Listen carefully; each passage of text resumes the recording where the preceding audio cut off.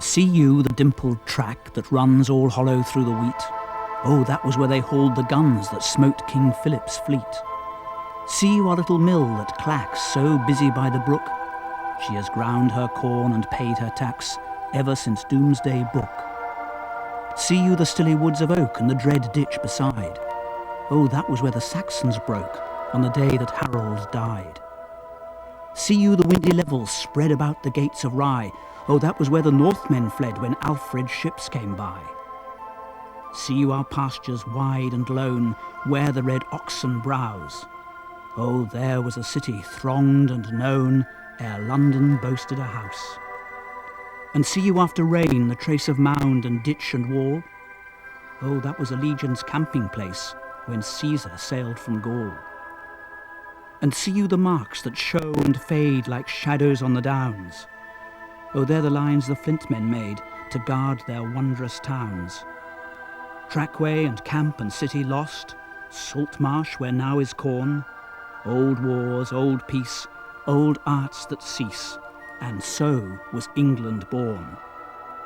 She is not any common earth, water or wood or air, but Merlin's Isle of Gramarye, where you and I will fare.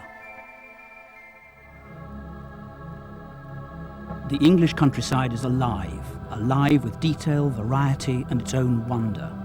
Perhaps nowhere else in the world has man's interaction with his environment over so many centuries left such a lasting impression, a tapestry of landscape and the features within it. Today, as it has always been, our countryside is a great provider, a place for spiritual refreshment away from the busyness of everyday life, a place of joy and a place of comfort in times of sadness.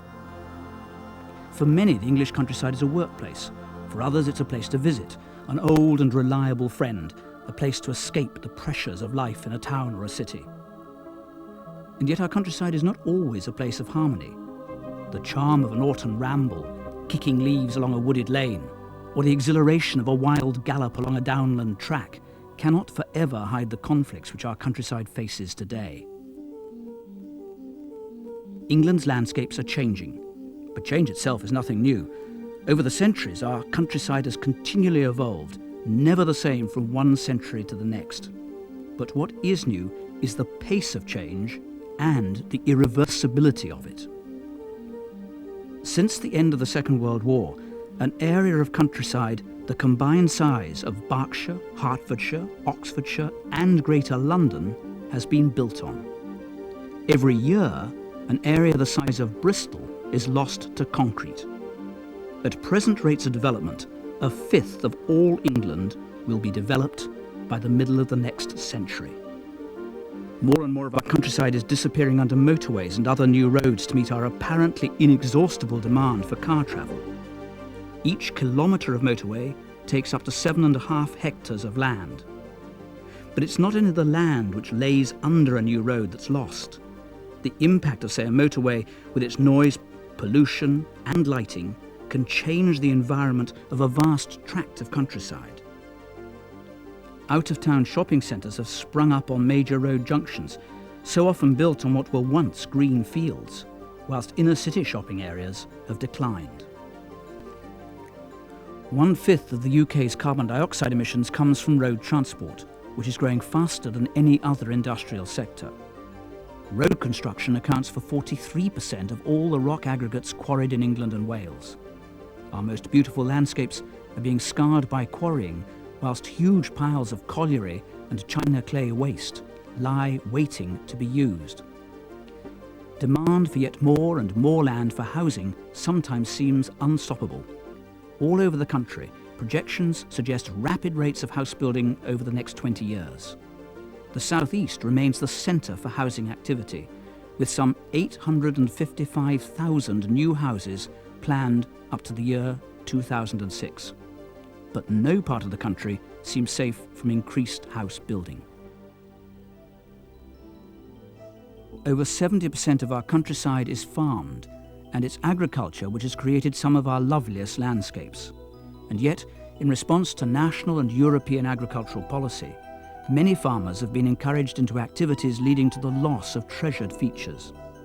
Hedgerows, Perhaps the most cherished element of our lowland landscapes have been ripped out or are slowly dying due to poor maintenance.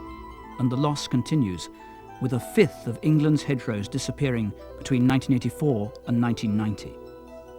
Dry stone walls have been left to tumble down, while many upland pastures have suffered intense overgrazing, with farmers encouraged to maximise the number of livestock they keep. Copses have been removed to increase field size, while our ponds and wetlands have been drained. Most recently, the introduction of set-aside, with farmers required to remove a portion of their land from production, has led to the mistaken notion that land is in surplus. Sadly, set-aside does not lead to real environmental benefits, such as the recreation of lost landscape features, while its impact on overall production seems minimal. Today, England is one of the least wooded countries in Europe, with just 8% of our country covered in trees. Loss of our ancient woodlands, those with a continuous history of being wooded, is particularly alarming, as it's these woodlands which are the richest in wildlife, with a whole variety of flowers and animals only rarely found elsewhere. Whilst considerable new planting has taken place, much of this has been coniferous plantations, poor in native wildlife, and in the past, often cited with scarce consideration for the landscape. New broad-leaved woodlands are being planted, but much more needs to be done. With all these conflicts, it's so easy to wonder if there is a future for the English countryside. CPRE, the Council for the Protection of Rural England, believes there must be. Formed in 1926, CPRE has grown into the country's most influential countryside conservation organisation, with a national office based in Westminster and branches in every county. And whilst countryside has been lost, without CPRE, many more of our loveliest landscapes would be but dim memories. The control of ribbon development, the campaign for national parks, the control of advertising hoardings.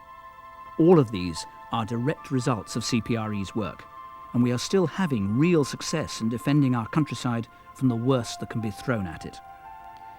This is the Test Valley in Hampshire, an area of considerable beauty and tranquility.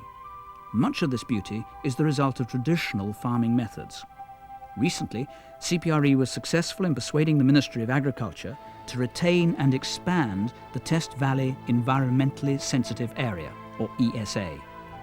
Within this area, farmers now receive financial support for continuing to farm in a sensitive manner, thereby ensuring that this lovely piece of countryside remains just that. The character of historic Chester owes as much to its green belt setting as it does to the architecture of its town centre. CPRE's successful 4-year campaign to protect the Chester Green Belt from local authority development proposals bore fruit in 1992.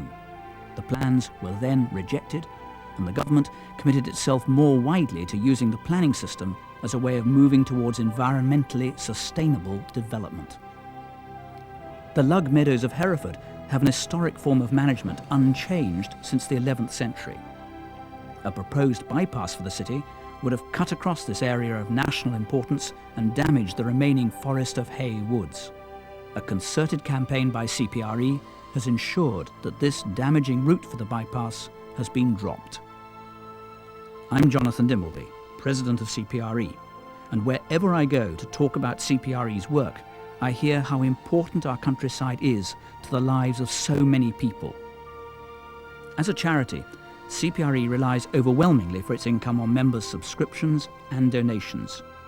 If you care about your countryside, please become a member today and join us in working to ensure that England's green and pleasant land remains just that. And if you have time to spare and could work as a volunteer for your local branch, there is always plenty of work to be done, from stuffing envelopes to organising local campaigns and commenting on planning applications. She is not any common earth, water or wood or air, but Merlin's Isle of Gramarye, where you and I will fare.